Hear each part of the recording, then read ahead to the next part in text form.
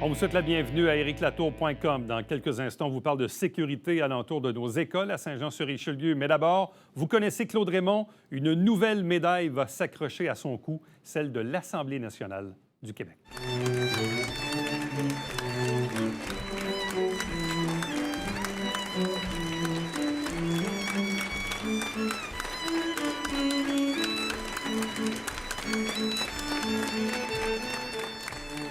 Il récolte encore les hommages. Une autre médaille va s'accrocher à son cou. C'est l'infatigable Claude Raymond qui est avec nous. Bonjour, bienvenue. Bonjour, félicitations. Éric. Merci, merci. Hey, c'est incroyable. Là. Est-ce qu'il y a une médaille que tu n'as pas? Je ne sais pas. T'en as quelques-unes quand même. Là. Au Canada, j'en ai plusieurs. Là. Tu sais, j'ai l'Ordre du Canada, j'ai baseball canadien, baseball québécois, la Pléiade, en tout cas, baseball Québec, j'en ai plusieurs. Grand Montérégiens, puis à un moment donné, je me demande, je suis tellement chanceux, là, choyé, je reçois de l'amour partout. C'est incroyable là, ce qui m'arrive. Là, bien, la médaille d'honneur de l'Assemblée nationale, tous les partis étaient là, puis il faut que tous les partis soient d'accord. Sans ça, s'il y en a un, là, c'est fini. Là. Pense plus à moi. Là. Mais c'est intéressant de voir dans notre société qu'il y a des personnalités, comme la tienne, qui visiblement suscitent l'unanimité. Parce que c'est un peu ça. Tous les partis étaient d'accord. Et quand on voit la photo avec le premier ministre Legault, le chef du Parti libéral, les gens de Québec solidaire, le Parti québécois, tout le monde est souriant alentour de Claude Raymond. Donc, tu es comme un unificateur de tout le monde. Ils sont tous venus me parler. Puis ils ont tous parlé de baseball. Puis ça me surprend parce que M. Legault, c'est un ancien joueur de baseball puis de hockey. Plamondon, c'est un ancien joueur de baseball puis de hockey.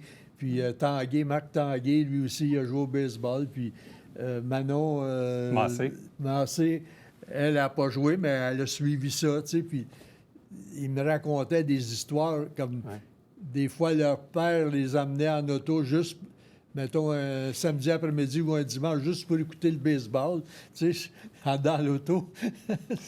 Tu l'as dit en introduction, tu as reçu dans les dernières années ou au fil de ta carrière plein de décorations, de médailles, de reconnaissances. La médaille de l'Assemblée nationale, pour toi, elle résonne comment? Elle est différente par rapport à quoi? Bien, apparemment, ils en ont 3. La dernière, je ne sais pas, mais je l'avais déjà reçu une. Puis là, je pensais que c'était fini. Moi, un coup de tunnel, mais M. Lemieux, Louis Lemieux, puis le premier ministre, ils sont allés au bâton pour moi parce que je pense que ça a commencé l'année passée. M. Lemieux, il voulait faire quelque chose pour le 50e du Fonds Claude Raymond. Ouais. Alors, on a été invités. On était 4-5 membres du Fonds Claude Raymond. Puis, M. Legault, bien, il a vu qu'on en faisait plus que tout le monde pensait. Puis lui, c'est lui puis M. Lemieux qui ont décidé de foncer puis d'essayer de me faire gagner une autre médaille. J'ai l'impression qu'il y a comme 3 volets de la vie de Claude Raymond qui suscitent de l'intérêt. Évidemment, le joueur de baseball que tu as été, ou instructeur, mais joueur de baseball, le premier francophone, le premier réel, si on veut, francophone à franchir la barrière de cette ligue-là. Le commentateur, ensuite, à la radio, à la télé. Oui. Et il y a le fond, qui, le fond, évidemment, a un rayonnement peut-être plus local, peut-être moins connu au niveau national ou canadien. Mais il reste que les 50 ans du Fonds Claude Raymond, c'est aussi un fait d'armes important dans ta vie, là. Oui, puis il ne faut pas oublier, j'ai passé 50 ans de ma vie dans le baseball professionnel, là. Oui. Comme joueur, comme analyste à la radio et télévision. Exact. 50 ans, puis comme instructeur. Tu sais, alors, je ne sais pas, ça tombe de cette façon-là, puis moi, j'ai des amis qui sont journalistes, puis ces amis-là fouillent partout pour voir s'il y a d'autres fondations, que ça fait 50 ans que ça existe. Puis il doit en avoir des tonnes, là, s'il y en a. André Rousseau, il dit « J'en trouve nulle part », puis il y en a d'autres qui me disent la même chose. Puis ça continue, là. C'est pas, on n'arrête pas là, là. Bien, d'ailleurs, on voyait tout récemment, c'est votre rendez-vous annuel où vous remettez les reconnaissances du Fonds Claude Raymond. Là, je vois d'ailleurs que le fonds est maintenant présidé par Stéphane Beauregard, ancien ancien gardien de but des Jets de Winnipeg, un petit gars d'Iberville qui aujourd'hui travaille dans la finance. Et Stéphane, encore là, un peu à ton image, c'est probablement aussi ce que Claude Raymond a fait aux générations suivantes. J'ai l'impression que ton implication à toi, localement, fait en sorte qu'exemple, un Stéphane Legrand marche aussi un peu dans tes pas. Un Stéphane Beauregard, pardon, marche un peu dans tes pas. Puis aujourd'hui, bien, il préside le fonds qui porte ton nom. Oui, mais j'espère que ça a un rapport avec ça parce que, tu sais, que Russell Martin ou Benoît Gagné ou Benoît, peu importe qui joue dans le baseball majeur, j'espère que moi, ça a créé une petite étincelle en quelque part. Moi, Ronald Piché, Raymond Davio, Georges Maranda, puis Tim Harkness. En 61 ou 62, on était 5 Québécois dans le baseball majeur. Tu sais, c'est moi qui ai été le plus longtemps dans ce groupe-là, là. Mais ça a stimulé quelqu'un pour essayer de se rendre jusque-là. Puis j'espère que j'ai stimulé des gens aussi pour faire de la radio, pour faire de la télévision, lancer une fondation. J'ai pas fait ça pour ça, là. Moi, je faisais ça parce que moi, j'aimais ça, mais automatiquement, tu sais, comme Aurélie Rivard, là, elle pousse beaucoup de petits jeunes, là. Tout à fait. Nous autres, on veut être comme Aurélie, même si c'est une autre sorte de natation. J'en ai vu. J'ai parlé, moi, à des jeunes garçons, des jeunes filles, là, des jeunes, là, pour qui Aurélie Rivard, là, c'est leur idole, là. Oui. C'est intéressant. Puis d'ailleurs, c'est intéressant parce que là, dans votre pèlerinage annuel, au fond, vous avez aussi intronisé Aurélie, là, il n'y a pas longtemps. Au même titre que vous l'aviez fait pour Isabelle Brasseur à l'époque, là. Oui, oui. C'est parce qu'on cherchait quelque chose. Parce que ça fait 8 fois qu'elle est athlète de l'année féminine, là, tu sais. Fait que là, c'est bon pour elle, mais pour les autres qui poussent en arrière, il y a tellement de bonnes qualités ici à Saint-Jean, là. Les filles et les garçons sont radieux, sont grands, sont forts, les yeux brillent, ils sont bons, puis ils nous représentent partout à travers le monde. Tu sais, mais là, on aimerait ça qu'il y ait un musée ou un rayonnement comme ça, là, avec Isabelle, moi, puis Aurélie, puis il va en avoir d'autres, tu sais, il y a des gens qui se distinguent dans Saint-Jean. Pas nécessairement dans le sport, ça peut être dans d'autres choses aussi, là. Parce que là, d'ailleurs, bon, vous avez intronisé Aurélie Rivard récemment. Puis là, évidemment, comme vous le faites annuellement, vous avez décerné aussi des mentions à Rosalie Mercil et Noah Warren, qui ont aussi été honorés. Pour le bénéfice des gens qui nous regardent, qui sont-ils, ces deux bons jeunes là, qui sont connus dans le monde du sport, mais peut-être plus largement? Bien, Noah Warren a été repêché en 2e ronde par les Ducks d'Anaheim l'année passée. Là, il a été blessé cette année, mais il a juste 18 ans. Puis c'est une drôle de coïncidence parce que le lendemain de notre réunion pour la remise des dons, on a remis 95 700 $. Les gens de Anaheim, les Ducks d'Anaheim, sont déplacés, sont allés à Gatineau pour manger avec lui le soir. Puis il y avait le nouvel instructeur, le gérant général, puis quelqu'un d'autre de l'organisation. Ça veut dire qu'ils ont une confiance énorme en lui. Puis, durant le camp d'entraînement, avant que la saison commence, ils l'ont gardé 2 semaines de plus qu'il était supposé être là. Alors, il y a un gros potentiel. Puis Rosalie Marcil, elle s'en va à l'université là, aux États-Unis. NCAA, là, c'est fort, ça, là. En basketball. Au basketball. Tu sais, puis elle est grande, elle est belle, elle est athlétique, tu sais, puis très intelligente aussi. Tu sais, Noah, il est très intelligent aussi, là, puis 6 pieds 7, là, Au hockey, 6 pieds 7, c'est payant, là. Oui, puis les défenseurs droitiers, ils sont rares, les défenseurs droitiers. Fait que là, l'année prochaine, ça va être une grosse saison pour lui. C'est pour ça que je regarde ça sur les 50 ans du Fonds. Dans l'histoire peut-être plus récente, on a reconnu Aurélie Rivard à plusieurs reprises. On l'avait fait dans le temps avec Isabelle Brasseur.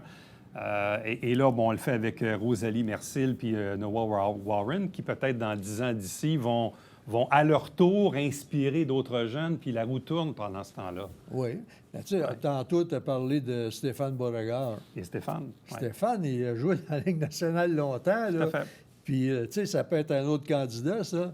Valérie Tétrault, on l'a pris à 7-8 ans, nous, pour l'emmener. Là, c'est elle qui dirige le tennis à Montréal. Là, tu sais. Puis elle fait partie de Tennis Canada aussi.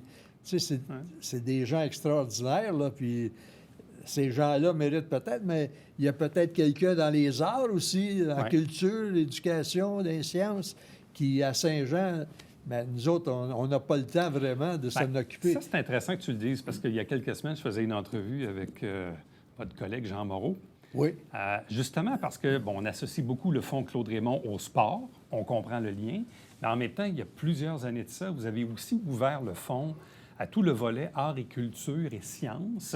Et ce que disait Jean Moreau, c'est que des fois, vous recevez moins de candidatures beaucoup moins. Pour recevoir des dons de ce volet-là de la communauté. Là. Ça a commencé en 90, tout de suite après les Jeux du Québec qui avaient eu lieu à Saint-Jean. Là. Fait que, tu sais, mais il y en a beaucoup des gens dans les arts, là, tu sais.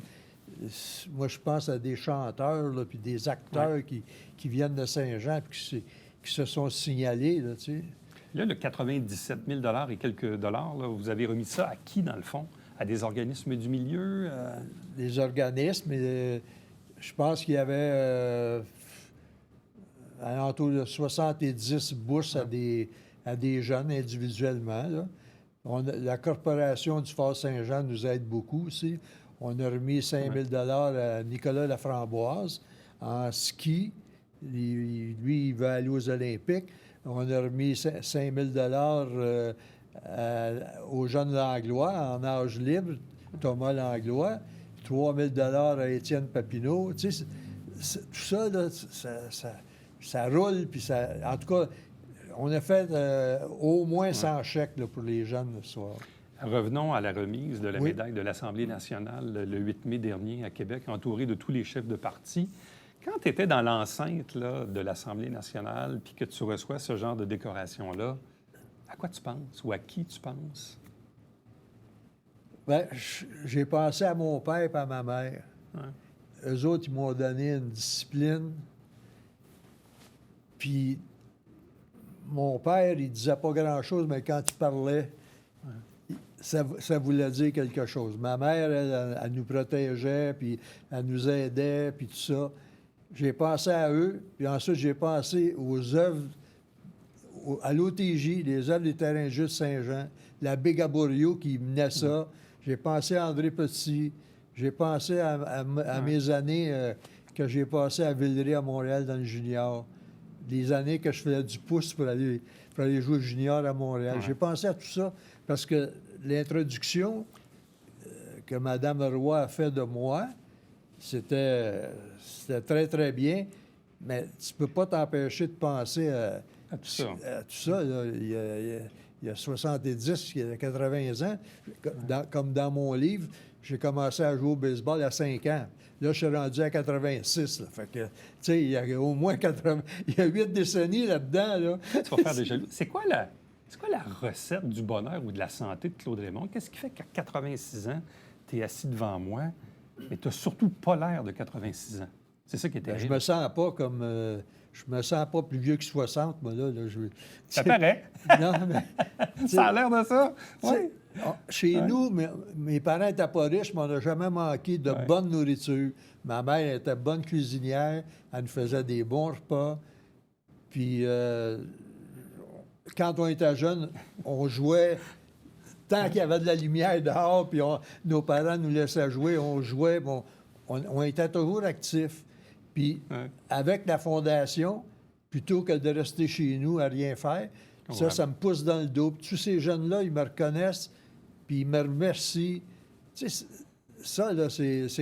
Puis moi, il faut que je leur donne l'exemple pour qu'eux autres donnent l'exemple à d'autres. Puis je leur dis toujours, toi, là, tu représentes la ville de Saint-Jean, tu représentes notre comté de Saint-Jean. Il ne faut pas que tu fasses honte à notre ville. Puis les jeunes, je te dis, moi, ça fonctionne, puis il me pousse dans le dos. Claude Raymond, merci beaucoup. Félicitations encore une fois, puis bon été. Bien, merci, puis ça va être un bel été parce que je vais être pas mal occupé avec des dédicaces. Là. Oui, avec le livre qui roule encore. Merci beaucoup. Restez avec nous. On vous revient après ceci.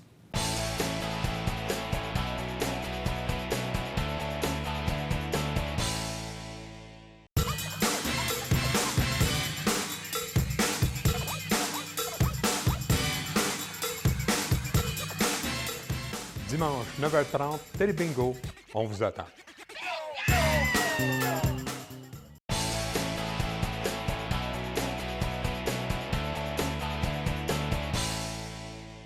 Parlons de sécurité routière, principalement près de nos écoles. Pourquoi, il y a de cela quelques semaines, voire quelques mois, un citoyen s'est intéressé à la question, un citoyen de Saint-Jean-sur-Richelieu qui s'est présenté au conseil de ville à quelques occasions. Et il est aussi, expert dans le domaine et il nous amène un éclairage intéressant. Il est avec nous, Sébastien Gérin. Bonjour et bienvenue. Bonjour, merci beaucoup. Bon, vous habitez Saint-Jean depuis combien de temps? Depuis 3 ans. Bon, pour quelle raison vous êtes-vous intéressé à la sécurité près des écoles? Je comprends que c'est votre champ d'expertise professionnellement parlant, mais qu'est-ce que vous avez constaté dans le cadre de l'école de votre propre fille ou des écoles en général? En fait, de manière générale, moi, mon travail consiste vraiment à la sécurité routière en général.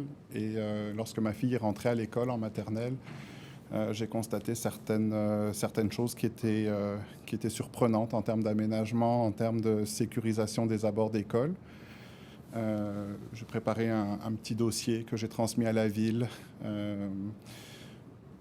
Ça fait presque 2 ans maintenant. C'est un dossier qui est très lent à faire avancer. Puis entre-temps, il y a beaucoup d'autres citoyens de Saint-Jean qui sont venus me parler des enjeux autour de leurs écoles, des enjeux autour des centres d'hébergement de leurs parents, qui sont des personnes âgées. Et collectivement, on commence à se rendre compte qu'on a peut-être des lacunes comme communauté à prendre soin des gens les plus fragiles aux abords des routes. On est dans une municipalité, il ne faut pas se le cacher, qui a été construite autour de l'automobile. Saint-Jean a grossi grâce à l'automobile. La distance à laquelle elle se trouve de Montréal, mais la facilité d'accès via les liens autoroutiers a permis à la ville de Saint-Jean-sur-Richelieu de se développer énormément. On arrive dans une période où les gens de plus en plus sont friands et sont demandeurs d'aménagements sécuritaires pour les piétons, pour les cyclistes. Bon, initialement, vous habitez le quartier Prévert, donc vous vous êtes intéressé à l'école Prévert, mais évidemment, il y a plein d'autres écoles sur le territoire.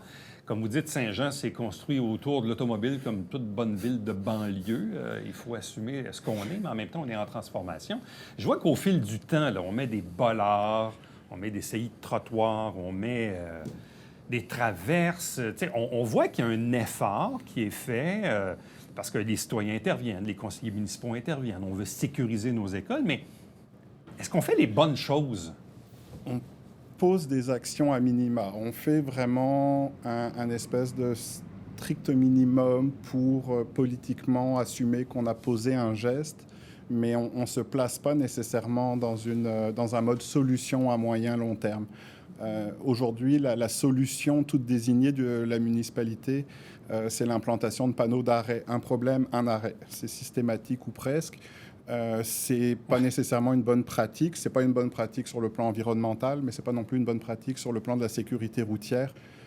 Parce que, toutes les études le démontrent aussi bien en Europe qu'en Amérique du Nord, quand on a une succession d'arrêts, les arrêts ne sont plus marqués par les usagers. Donc, mettre un arrêt pour faire plaisir à la population, c'est un gros score politique, mais c'est un petit score en termes de sécurité routière. Souvent, les aménagements qui sont nécessaires sont des aménagements beaucoup plus onéreux. Vous en avez parlé, il y a les saillies de trottoir, donc ces avancées de trottoir qui permettent de réduire la longueur de la traverse, qui cassent aussi la perspective visuelle des usagers, qui de facto réduit leur vitesse. L'éclairage public, on n'y pense pas souvent, mais les enfants, quand ils sortent de l'école l'hiver à la fin du service de garde ou quand ils rentrent à l'école le matin, il fait nuit. S'il n'y a pas d'éclairage dans la rue ou si l'éclairage est défaillant, la première chose qui va nous éviter une collision avec un piéton en tant qu'automobiliste, c'est le fait de voir l'obstacle. Si on ne le voit pas, On part déjà avec énormément de retard sur l'objectif. L'utilisation des fameux bollards, là, d'ailleurs, à Saint-Jean, on a beaucoup mis dans les dernières semaines, on le fait souvent dans la période estivale, dans les quartiers, parcs, écoles, près des écoles, où évidemment l'espace est extrêmement rétréci. Là, si on ne veut pas accrocher les miroirs, il faut y aller tranquillement. C'est bon, ça? Alors, c'est très efficace dans la période où les enfants ne sont pas à l'école. Parce que les bollards, on les installe courant mai, fin avril, début mai, puis on va les retirer en octobre. Puis la grande partie de l'année scolaire où on manque de visibilité à cause de la noirceur, où les chaussées sont plus glissantes à cause des conditions météorologiques, on n'a plus aucun élément, on n'a plus cet élément de sécurité-là. Autrement dit, dans notre climat, pour la partie de septembre à juin, ou principalement la période hivernale, comme on les enlève, évidemment, ça ne sert plus à rien. C'est comme les amas de neige. Je me rappelle, dans mon propre quartier, à une époque, il n'y avait pas de trottoir le long du parc qui mène à l'école. Les parents se battaient un peu pour ça parce que, bon, on tassait la neige, si bien qu'au beau milieu de l'hiver, les enfants devaient marcher dans la rue pour se rendre à l'école. Bien, vous voyez, dans notre quartier, c'est encore ce problème-là qui est en vigueur. Puis, on a beau communiquer avec la municipalité, on n'a pas nécessairement la perception que cette problématique est prise en compte. Vous savez, de manière générale, la sécurité routière, il y a beaucoup de spécialistes en sécurité routière, chacun dans leur domaine. Il y a des ingénieurs en circulation, il y a des policiers qui se spécialisent en circulation, et il y a globalement les gens en travaux publics qui vont installer la signalisation, faire l'entretien du domaine public, le déneiger, voir à la viabilité hivernale de l'ensemble du réseau. Et parfois, on a l'impression qu'il y a un manque de communication entre ces gens-là. Entre les experts eux-mêmes? Ouais. Possiblement. Ouais. Moi, j'ai eu la chance d'échanger beaucoup avec les policiers à Saint-Jean qui font un travail, pour la taille de la municipalité, que je trouve vraiment remarquable. Il y a vraiment une implication, une sensibilité, une disponibilité, une réactivité. C'est assez rare dans une municipalité pour prendre le temps de le souligner, parce qu'on ne peut pas non plus lancer le pot à tout le monde. Je pense qu'il faut souligner les bonnes actions. Au service de la mobilité, il y a des ingénieurs qui sont des ingénieurs d'une grande compétence, qui ont démontré au cours de plusieurs événements des aptitudes à solutionner les problèmes. Ce qui manque peut-être là-dedans, c'est un leader. C'est quelqu'un qui va dire à tout le monde, OK, on s'assoit ensemble, puis on travaille ensemble. Il a fallu qu'on se batte, par exemple, pour que Compo-Richelieu arrête de faire demi-tour en plein milieu de l'intersection à son camion poubelle à l'heure où les enfants rentraient à l'école. Ça ne devrait pas arriver. Si on le signale une fois, quelqu'un devrait prendre la balle au bon, régler le problème. Moi, je regarde dans mon propre quartier, on a interdit le virage en U devant l'école. Sauf que là, ce que plusieurs parents font, c'est les parents, là. On s'avance jusqu'au stationnement des enseignants, on avance et on recule pour revenir. Ben là, on vient chercher le dernier acteur de la sécurité routière, c'est l'usager. Oui, bien, les parents qui vont porter leurs enfants matin et soir, ça passe par là aussi. Là. Ben oui, c'est ça. C'est l'usager qui est l'usager. Parce qu'on peut mettre autant de pression qu'on veut sur tous les services publics si les usagers, de manière collective, ne se prennent pas en charge dans leur manière de se comporter autour d'une école, autour d'une maison de retraite. Ben, c'est toute la collectivité qui en pâtit. Et parfois, il suffit de quelques éléments pour dégrader la situation pour l'ensemble de la communauté. La première fois que vous vous êtes présenté au conseil, vous êtes arrivé, je pense, avec une brique, là, je ne sais pas trop. En tout cas, vous aviez un dossier assez étoffé. Je regardais le visage des élus et tout le monde vous écoutait un peu avec passion, parce que c'était intéressant de vous entendre, mais en même temps, je sentais et moi le premier, de dire, mais d'où vient-il, d'où arrive-t-il? Il nous arrive avec des trucs auxquels on n'a pas pensé, auxquels on... Fait que j'ai l'impression qu'on est dans les premiers balbutiements de quelque chose, là. Probablement, puis je pense que c'est la responsabilité des gens qui se sentent interpellés de continuer à pousser cette réflexion, cette manière de voir les choses. On peut pas être 100%, on peut pas être pro-voiture, on peut pas être pro-vélo ou pro-cycliste. On n'a pas à faire un choix. On doit s'assurer que tous les usagers cohabitent ensemble, surtout dans nos quartiers. C'est pas des autoroutes, c'est pas des routes provinciales. Et à ce moment-là, oui, effectivement, il y a peut-être une visibilité un peu plus nouvelle à apporter. Avez-vous senti une réceptivité de la part de la Ville ou de la curiosité ou suite à vos interventions au Conseil? Il y a il y a un intérêt immédiatement après la séance, mais pour l'instant, il n'y a pas de suivi. J'ai questionné la municipalité, par exemple, à savoir si c'était possible qu'il y ait des citoyens sur le comité circulation. J'ai pas eu de réponse positive à cette question-là. On m'a dit que c'était réservé aux spécialistes. Je pense que c'est dommage parce que si on veut que les gens s'impliquent dans la communauté, il faut leur donner les moyens de s'impliquer. Il faut leur donner aussi... faut leur passer la POC pour que chacun prenne sa responsabilité. On le disait tout à l'heure, il y a des responsabilités qui reviennent au service de police, qui reviennent au service de mobilité. Puis, il y a des responsabilités qui reviennent à la communauté, qui reviennent... Nous, dans notre quartier, c'est un quartier qui est tissé serré, dans lequel il y a des liens assez forts entre les résidents. On échange régulièrement. Et on a des bons forums pour passer des idées, pour les discuter, et probablement qu'on se prive de quelque chose dans ce cas-là. Oui, puis il faut que les parents comprennent aussi que quand on s'implique dans l'école de nos enfants pour implanter des changements, c'est la même chose pour les garderies.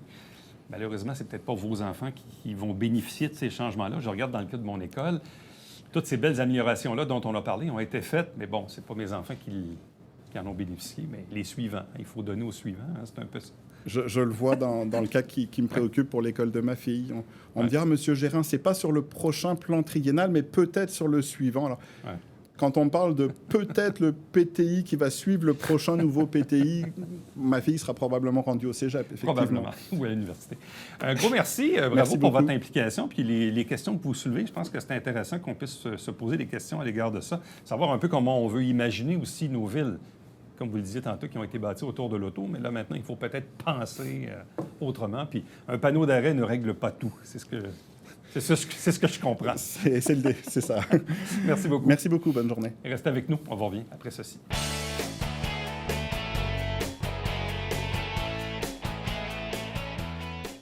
Depuis quelques années déjà, la Ville de Saint-Jean-sur-Richelieu souscrit à la fête des voisins. Ça revient après la pause pandémie. Donc, cette année, c'est le 3 juin. Si vous désirez faire ça dans vos quartiers, avec vos amis, avec vos voisins, et pour vous renseigner, allez tout simplement sur le site Internet de la Ville de Saint-Jean. À demain. Bye-bye.